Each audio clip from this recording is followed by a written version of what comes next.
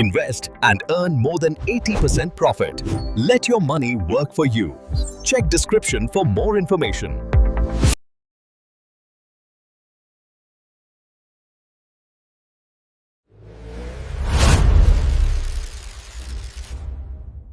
Hi audience, welcome to Hollywood Yatra YouTube channel. ಇವತ್ತು ನಾವು review ಮಾಡ್ತಿರೋ ಸಿನಿಮಾ ವರ್ಟಿಕಲ್ ಲಿಮಿಟ್.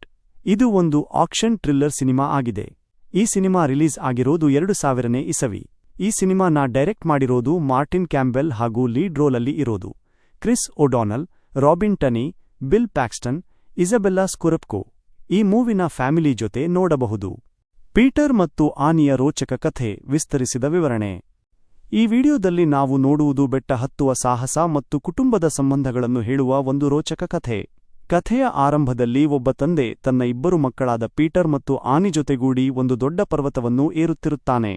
ಮೂವರು ಕೂಡ ಸುರಕ್ಷಿತವಾಗಿ ಹಗ್ಗಗಳು ಮತ್ತು ಕೇಬಲ್ಗಳ ಸಹಾಯದಿಂದ ನಿಧಾನವಾಗಿ ಮೇಲಕ್ಕೆ ಏರುತ್ತಿರುವಾಗ ಅಚಾನಕ್ ಮೇಲ್ಭಾಗದಲ್ಲಿ ಇದ್ದ ಇಬ್ಬರು ಹವ್ಯಾಸಿ ಕ್ಲೈಂಬರ್ಸ್ ತಮ್ಮ ನಿಯಂತ್ರಣ ಕಳೆದುಕೊಂಡು ಕೆಳಗೆ ಬೀಳುತ್ತಾರೆ. ಅವರು ಬೀಳುವಾಗ ಪೀಟರ್ ಮತ್ತು ಅವರ ತಂದೆ ಕಟ್ಟಿಕೊಂಡಿದ್ದ ಸೇಫ್ಟಿ ಕೇಬಲ್ಗೆ ಡಿಕ್ಕಿ ಹೊಡೆಯುತ್ತಾರೆ. ಇದರಿಂದಾಗಿ ಕೇಬಲ್ ಹಾನಿಯಾಗುತ್ತದೆ ಮತ್ತು ಮೂವರು ಕೂಡ ಒಬ್ಬೇ ಒಂದು ಪಾಯಿಂಟ್ಗೆ ನೇತಾಡುವ ಸ್ಥಿತಿ ಬರುತ್ತದೆ. ಆನಿ ಎಷ್ಟೇ ಪ್ರಯತ್ನ ಮಾಡಿದರೂ ಇನ್ನೊಂದು ಸುರಕ್ಷಿತ ಹುಕ್ ಹಾಕಲು ಸಾಧ್ಯವಾಗುವುದಿಲ್ಲ. ಈ ಸಂದರ್ಭದಲ್ಲಿ ಪೀಟರ್ ಮೇಲ್ಭಾಗದಲ್ಲಿ ಇದ್ದಾನೆ, ಅವನ ಕೆಳಗೆ ಅವನ ತಂದೆ ನೇತಾಡುತ್ತಿರುತ್ತಾರೆ. ತಮ್ಮ ಮಕ್ಕಳ ಜೀವ ಉಳಿಸಲು ತಂದೆ ಒಂದು ತುಂಬಾ ಕಠಿಣ ನಿರ್ಧಾರ ತೆಗೆದುಕೊಳ್ಳುತ್ತಾರೆ. ನನ್ನ ಕೇಬಲ್ ಕಟ್ ಮಾಡು, ಇಲ್ಲವಾದರೆ ನಾವೆಲ್ಲರೂ ಕೆಳಗೆ ಬಿದ್ದು ಸಾಯುತ್ತೇವೆ ಎಂದು ಪೀಟರ್ಗೆ ಹೇಳುತ್ತಾರೆ. ಆನಿ ಇದನ್ನು ಕೇಳಿ ಭಯದಿಂದ ಬೇಡ ಎಂದು ಕೂಗುತ್ತಾಳೆ. ಆದರೆ ಪರಿಸ್ಥಿತಿ ತುಂಬಾ ಅಪಾಯಕಾರಿ ಆಗಿರುವುದರಿಂದ ಬೇರೆ ದಾರಿ ಇಲ್ಲ. ಕೊನೆಗೆ ತಂದೆಯ ಮಾತನ್ನು ಕೇಳಿ ಪೀಟರ್ ಕಣ್ಣೀರಿನೊಂದಿಗೆ ತನ್ನ ತಂದೆಯ ಕೇಬಲ್ ಕಟ್ ಮಾಡುತ್ತಾನೆ. ತಂದೆ ಕೆಳಗಿನ ಪ್ರಪಾತಕ್ಕೆ ಬಿದ್ದು ಪ್ರಾಣ ಕಳೆದುಕೊಳ್ಳುತ್ತಾರೆ.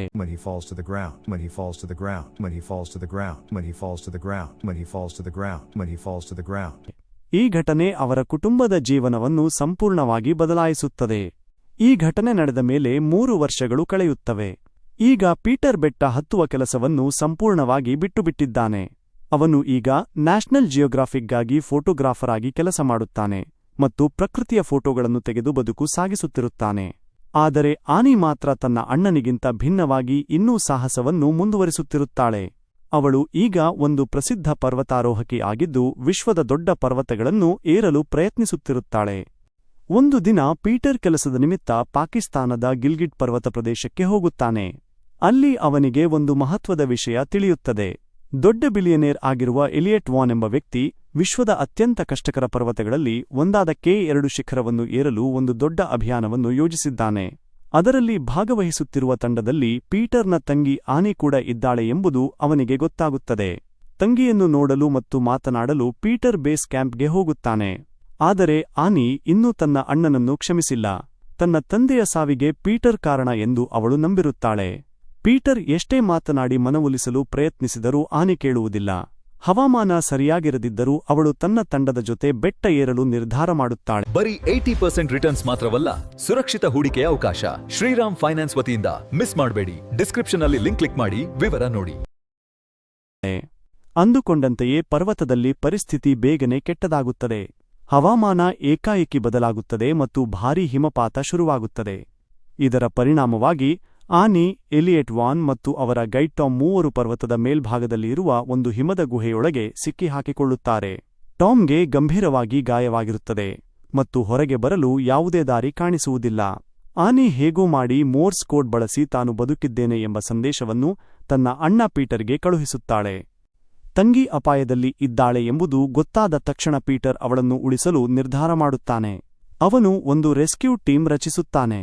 ಹಿಮದ ದಟ್ಟ ಪದರವನ್ನು ಒಡೆಯಲು ಅವರಿಗೆ ನೈಟ್ರೋಗ್ಲಿಸರಿನ್ ಎಂಬ ಬಹಳ ಅಪಾಯಕಾರಿ ಸ್ಫೋಟಕ ಬೇಕಾಗುತ್ತದೆ. ಹಣದ ಆಸೆ ಮತ್ತು ಸಾಹಸದ ಉತ್ಸಾಹದಿಂದ 6 ಜನರ ತಂಡ ಈ ಮಿಷನ್ಗೆ ಸಿದ್ಧವಾಗುತ್ತದೆ. ಅವರಿಗೆ ಮಾರ್ಗದರ್ಶನ ನೀಡಲು ಮೌಂಟ್ K2 ಬಗ್ಗೆ ಹೆಚ್ಚಿನ ಅನುಭವ ಹೊಂದಿರುವ ಮಾಂಟ್ಗೊಮೆರಿ ವಿಕ್ ಎಂಬ ವಯಸ್ಸಾದ ವ್ಯಕ್ತಿ ಕೂಡ ತಂಡಕ್ಕೆ ಸೇರುತ್ತಾನೆ. ಇದಕ್ಕೆ ನಡುವೆ ಗುಹೆಯೊಳಗೆ ಸಿಕ್ಕಿಹಾಕಿಕೊಂಡಿರುವ ಆನಿ ಮತ್ತು ಇತರರ ಪರಿಸ್ಥಿತಿ ದಿನದಿಂದ ದಿನಕ್ಕೆ ಕೆಟ್ಟಾಗುತ್ತಿರುತ್ತದೆ. ಆನಿಗೆ ಶ್ವಾಸಕೋಶ ಸಂಬಂಧಿತ ಸಮಸ್ಯೆ ಆರಂಭವಾಗುತ್ತದೆ ಮತ್ತು ಅವಳಿಗೆ ರಕ್ತ ಬರುತ್ತಿರುತ್ತದೆ. ಆದರೆ ಎಲಿಯಟ್ ವಾನ್ ತನ್ನ ಸ್ವಾರ್ಥಕ್ಕಾಗಿ ತನ್ನ ಬಳಿ ಇರುವ ಔಷಧಿಯನ್ನು ಹಂಚಿಕೊಳ್ಳುವುದಿಲ್ಲ. ಅವನು ತನ್ನ ಜೀವ ಉಳಿಸಿಕೊಳ್ಳುವುದರ ಬಗ್ಗೆ ಮಾತ್ರ ಯೋಚಿಸುತ್ತಾನೆ. ಇನ್ನೊಂದೆಡೆ ಪೀಟರ್ ಮತ್ತು ಅವನ ತಂಡ ಪರ್ವತದ ಮೇಲೆ ಅಪಾಯಕಾರಿ ಪ್ರಯಾಣ ಮುಂದುವರಿಸುತ್ತಿರುತ್ತಾರೆ. ಒಂದು ಹಂತದಲ್ಲಿ ಬಿಸಿಲಿನ ತಾಪಮಾನ ಹೆಚ್ಚಾಗುವುದರಿಂದ ನೈಟ್ರೋಗ್ಲಿಸರಿನ್ ಸ್ಫೋಟಗೊಂಡು ಪೀಟರ್ ಜೊತೆ ಬಂದ ಕೆಲವರು ಪ್ರಾಣ ಕಳೆದುಕೊಳ್ಳುತ್ತಾರೆ. ಪ್ರಯಾಣದ ಮಧ್ಯದಲ್ಲಿ ವಿಕ್ಗೆ ಒಂದು ದುಃಖಕರ ಸತ್ಯ ಗೊತ್ತಾಗುತ್ತದೆ. 4 ವರ್ಷಗಳ ಹಿಂದೆ ಇದೇ ಎಲಿಯಟ್ ವಾನ್ ತನ್ನ ಹೆಂಡತಿಗೆ ಬೇಕಿದ್ದ ಔಷಧಿಯನ್ನು ಕಿತ್ತುಕೊಂಡಿದ್ದರಿಂದ ಅವಳು ಸಾಯಬೇಕಾಯಿತು ಎಂಬುದು ಅವನಿಗೆ ತಿಳಿಯುತ್ತದೆ. ಆ ಘಟನೆಗಾಗಿ ವಿಕ್ ಎಲಿಯಟ್ ವಿರುದ್ಧ ಸೇಡು ತೀರಿಸಿಕೊಳ್ಳಬೇಕೆಂದು ಮನಸ್ಸಿನಲ್ಲಿ ತೀರ್ಮಾನಿಸುತ್ತಾನೆ. ಕೊನೆಗೂ ಪೀಟರ್ ಮತ್ತು ಅವನ ತಂಡ ಆ ಗುಹೆಯ ಹತ್ತಿರ ತಲುಪುತ್ತಾರೆ. ಅಲ್ಲಿ ಪರಿಸ್ಥಿತಿ ತುಂಬಾ ಭಯಾನಕವಾಗಿರುತ್ತದೆ. ತನ್ನ ಜೀವ ಉಳಿಸಿಕೊಳ್ಳಲು ಎಲಿಯಟ್ ತನ್ನದೇ ತಂಡದ ಗೈಡ್ ಟಾಮ್ನನ್ನು ಕೊಲೆ ಮಾಡಿರುವುದು ಗೊತ್ತಾಗುತ್ತದೆ. ಪೀಟರ್ ಗುಹೆಯನ್ನು ಸ್ಫೋಟಿಸಿ ಒಳಗೆ ಸಿಕ್ಕಿಹಾಕಿಕೊಂಡಿದ್ದ ಆನಿಯನ್ನು ಹೊರಗೆ ತೆಗೆಯುತ್ತಾನೆ. ಆದರೆ ಅವರು ಹಗ್ಗದ ಸಹಾಯದಿಂದ ಕೆಳಗೆ ಇಳಿಯುತ್ತಿರುವಾಗ 3 ವರ್ಷಗಳ ಹಿಂದೆ ನಡೆದಂತೆಯೇ ಮತ್ತೆ ಒಂದು ಅಪಾಯಕಾರಿ ಪರಿಸ್ಥಿತಿ ಉಂಟಾಗುತ್ತದೆ. ಹಗ್ಗದ ಮೇಲೆ ತುಂಬಾ ಭಾರ ಬಿದ್ದಿರುವುದರಿಂದ ಎಲ್ಲರೂ ಕೆಳಗೆ ಬೀಳುವ ಸಾಧ್ಯತೆ ಇರುತ್ತದೆ. ಈ ಸಂದರ್ಭದಲ್ಲಿ ವಿಕ್ ಒಂದು ಅಂತಿಮ ನಿರ್ಧಾರ ತೆಗೆದುಕೊಳ್ಳುತ್ತಾನೆ. ಎಲಿಯಟ್ನನ್ನು ಹಿಡಿದುಕೊಂಡೇ ತನ್ನ ಹಗ್ಗವನ್ನು ಕಟ್ ಮಾಡಿಕೊಂಡು ಇಬ್ಬರೂ ಪ್ರಪಾತಕ್ಕೆ ಬೀಳುತ್ತಾರೆ. ಇದರಿಂದ ಉಳಿದವರ ಜೀವ ಉಳಿಯುತ್ತದೆ. ಕೊನೆಗೆ ಪೀಟರ್ ಮತ್ತು ಆನಿ ಸುರಕ್ಷಿತವಾಗಿ ಬದುಕುಳಿಯುತ್ತಾರೆ. ಈ ಘಟನೆ ನಂತರ ಆನಿ ತನ್ನ ಅಣ್ಣನನ್ನು ಅರ್ಥಮಾಡಿಕೊಳ್ಳುತ್ತಾಳೆ ಮತ್ತು ಕೊನೆಗೆ ಅವನನ್ನು ಕ್ಷಮಿಸುತ್ತಾಳೆ. ಪೀಟರ್ ಪರ್ವತದಲ್ಲಿ ಪ್ರಾಣ ಕಳೆದುಕೊಂಡ ಸಾಹಸಿಗಳ ಸ್ಮಾರಕದ ಮುಂದೆ ನಿಂತು ಅವರಿಗೆ ಗೌರವ ಸಲ್ಲಿಸುತ್ತಾನೆ.